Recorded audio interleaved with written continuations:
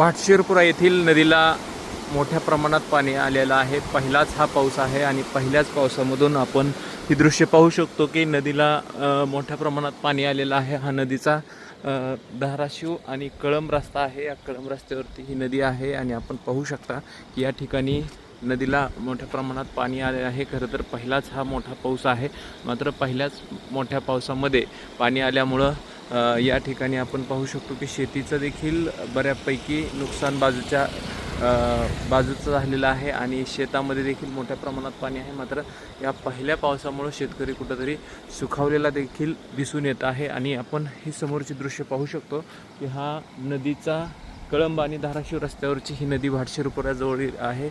या ठिकाणी मोठ्या प्रमाणात पाणी आलेलं आहे आणि आपण जर ही दृश्य पाहिली तर अत्यंत खळाळून पहिल्याच पावसामध्ये नदी वाहिलेली आहे।